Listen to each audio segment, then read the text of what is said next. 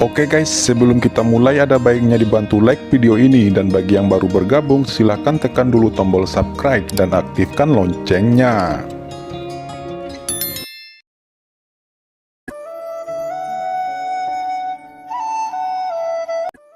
Ya, Paviliun Master Qin, kami dibawa ke sini oleh Tuan Budak Hitam, kata Xiao Rou. Qin Chen melambaikan tangannya dan berkata, "Jangan panggil saya Paviliun Master Qin lagi, jangan terlalu sopan, panggil saja saya Master Chen." "Baiklah Master Chen," jawab Xiao Rou segera menceritakan apa yang terjadi. Pada saat itu, Paviliun Chendi didirikan di negeri 100 dinasti.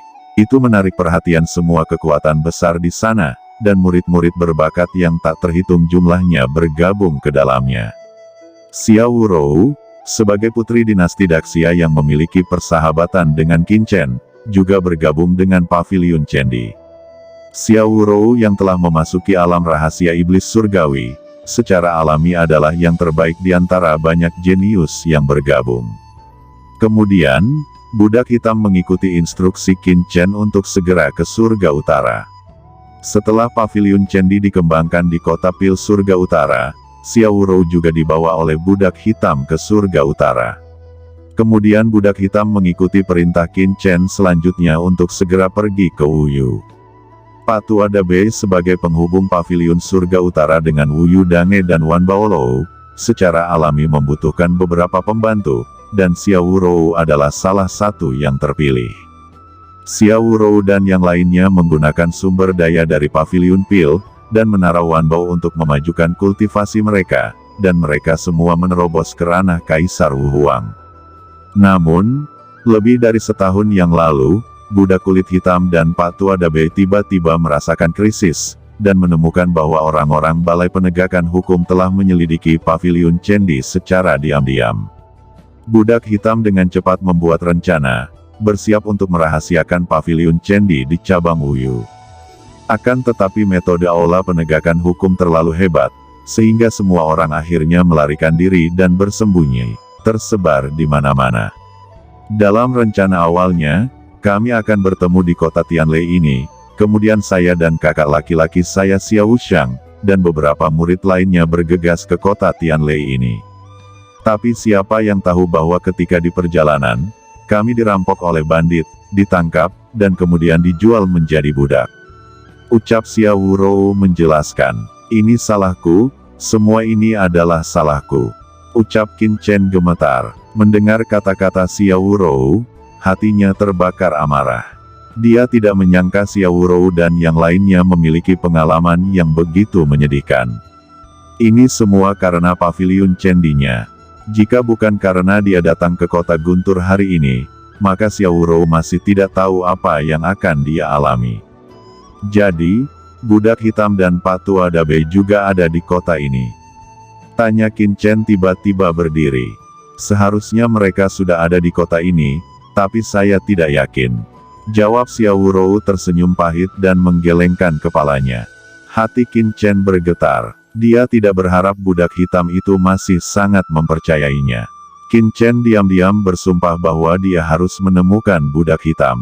Namun, tugas yang paling mendesak adalah menyelamatkan murid Paviliun Chendi terlebih dahulu. Qin Chen berkata, "Ngomong-ngomong, kamu mengatakan bahwa ada murid lainnya yang ditangkap. Jadi, bagaimana dengan mereka saat ini?" Xiao Rou tiba-tiba berkata dengan cemas, "Mereka masih berada di pasar budak, dan saudara ke-9 saya, Xiao Wuxiang juga ada di sana, tetapi sejak 3 bulan ini, saya tidak tahu lagi bagaimana situasinya." Qin Chen segera berkata, "Fu Qiankun, ayo pergi ke pasar budak, kita harus menyelamatkan orang-orang itu." Fu Qiankun dan lainnya mengangguk. Kelompok itu segera berdiri dan berjalan keluar dari restoran.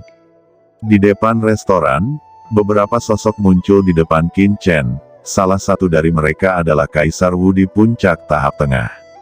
Dan beberapa pria kuat lainnya mengikuti di belakang. "Kalian yang telah membunuh Xionying?" tanya pemimpin rombongan itu memandang Qin Chen dengan aura pembunuh. Qin Chen dan yang lainnya secara alami tidak akan takut, Tetapi Xiao Rou tidak bisa menahan diri untuk tidak melangkah mundur, dengan ekspresi ngeri di wajahnya. Orang ini adalah wakil ketua kamar dagang Laozong, ayah Xion Ying, Xiong Miao. Orang-orang di kamar dagang ini tidak akan pernah membiarkan Qin Chen pergi dengan mudah. Qin Chen menjawab, "Ya, Xiong Ying itu dibunuh olehku, apa yang kamu inginkan? Jangan berkicau di sana. Jika Anda berani menghentikan saya, jangan salahkan saya karena saya benar-benar akan menghancurkan kamar dagang Anda." Ketika orang-orang di kamar dagang mendengar kata-kata Qin Chen, ekspresi mereka semakin berubah. "Wakil Presiden Xiong Miao, apalagi yang kamu bicarakan dengan anak ini, biarkan bawahan ini menghancurkannya," ucap Kaisar Tuli. "Fu Tua, lakukanlah," bisik Qin Chen ke Fu Qiankun. Fu Qiankun menepuknya dengan satu tangan. Di bawah mata semua orang, Kaisar Tuli pecah berkeping-keping dalam sekejap. Kemudian Fu Qiankun menggoyangkan jubahnya, dan kembali ke Qin Chen, dengan hormat berkata, "Master Chen, misi telah diselesaikan." Setelah mengatakan ini, Fu Qiankun memegang hidungnya. Qin Chen berkata, "Sekarang saya telah membunuh bawahan Anda lainnya. Apa yang kamu inginkan? Jika Anda ingin bertarung, cepatlah, kami terburu-buru."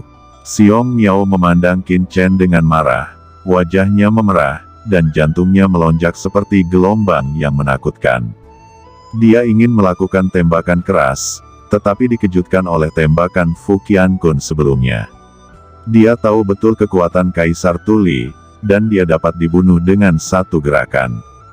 Bukankah ini berarti kekuatan lawan masih di atasnya? Kemudian, wajahnya yang garang dan kasar tiba-tiba menjadi lembut, dan dia melengkungkan tangannya ke Qin Chen, dan berkata dengan senyum masam, "Yang mulia telah salah paham. Kaisar ini tidak berniat melakukan apapun denganmu. Di sini, saya hanya ingin mengklarifikasi situasinya, tetapi saya tidak berharap Kaisar Tuli menjadi begitu impulsif. Setelah urusan Tuan selesai, Tuan bisa datang ke kamar dagang kami sebagai tamu. Saya pasti akan menyambutnya dengan baik." Setelah berbicara, Wakil Presiden Xiong Miao benar-benar melengkungkan tangannya, berbalik dan pergi. Semua orang tercengang dengan tindakan Wakil Presiden Xiong Miao. Ini adalah pertama kalinya orang-orang melihat hal seperti itu. Qin Chen juga terkejut. Mereka semua mengira bahwa Wakil Presiden Xiong Miao ini akan melompat seperti guntur dan membuat tembakan yang kuat, tetapi dia malah berbalik dan lari. Ini terlalu menjengkelkan. "Qin Chen, haruskah saya mengambil tindakan untuk menyelesaikan orang ini?" ucap Fu Qiankun. Qin Chen berkata, "Lupakan saja, anggap dia kenalan.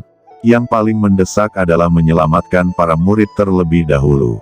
Di bawah kepemimpinan Xiao Rou, Qin Chen dan timnya dengan cepat pergi ke pasar budak kota Tianlei. Kota Tianlei adalah tempat yang sangat kacau. Setelah sampai, Qin Chen dan yang lainnya melihat beberapa kandang besi, dan di dalam kandang besi ada sekelompok budak dengan tangan terikat. Dan tidak hanya budak, tetapi juga beberapa binatang darah juga dipenjara di sini. Adegan semacam ini membuat Yu Qiansu dan Ji Ruyu merasa sangat jijik. Hati Qin Chen samar-samar terbakar amarah. Qin Chen menepuk pundak Xiao Rou dan berkata, "Jangan khawatir, di mana kamu dan kakak laki-lakimu terakhir kali berpisah? Pergi ke tempat itu dulu." Setelah mendengar kata-kata Qin Chen, Xiao Rou tiba-tiba menyadari sesuatu dan menarik Qin Chen ke tempat terdalam aula. Qin Chen melihat Xiao Wuxiang sekilas. Namun, Xiao Wuxiang saat ini tidak tampak seperti dulu, ada banyak bekas luka di tubuhnya. Ada beberapa orang di belakangnya. "Kakak!" teriak Xiao Rou segera berlari dan menangis ketika dia melihat Xiao Wuxiang. "Rou, kenapa kamu di sini?" ucap Xiao Wuxiang juga tercengang saat melihat Xiao Rou.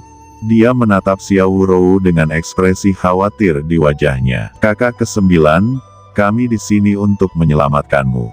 Saya akan menceritakan semuanya nanti," ucap Xiao Rou. "Semuanya? Ini aku," bisik Qin Chen metransmisikan suaranya ke semua orang. Mendengar itu, tubuh Xiao Wuxiang bergetar, menatap Qin Chen dengan tak percaya, bagaimana mungkin suara ini begitu akrab. Ini aku, Qin Chen, aku di sini untuk menyelamatkanmu dan kalian semua. Ucap Qin Chen mengulangi. Tuan Paviliun Qin, gumam Xiao Wuxiang dan yang lainnya kehilangan suara mereka. Master Paviliun mereka datang untuk menyelamatkan mereka, betapa senangnya hati mereka saat ini. Qin Chen berkata, mari kita bicara tentang berapa banyak batu asli yang kalian inginkan, tolong sebutkan harganya, cepatlah, aku sedang terburu-buru. Ucap Qin Chen ke penjual budak, 1,5 juta batu asli. Jawab penjual budak, 1,5 juta batu asli bermutu tinggi tidak ada artinya bagi Qin Chen. Begitu dia mengangkat tangannya, dia sudah melempar sebuah cincin penyimpanan. Ayo pergi, ucap Qin Chen hendak membawa Xiao Wuxiang dan yang lainnya pergi. Tiba-tiba Xiao Wuxiang berkata, tunggu, kita masih kekurangan satu murid lainnya yang telah dijual duluan. Namanya Zheng Ruohan, dia telah dibawa pergi ke gedung Moxiu 2 hari yang lalu. Qin Chen tidak berbicara lagi, dia meraih sosok Xiao Wurou, dan segera menghilang. Fu Qiankun membawa Xiao Wuxiang dan yang lainnya, kecepatannya sangat cepat sehingga banyak orang bahkan tidak punya waktu untuk melihat bagaimana mereka pergi. Oke teman-teman, terima kasih sudah menonton. Jangan lupa like, komen, dan subscribe.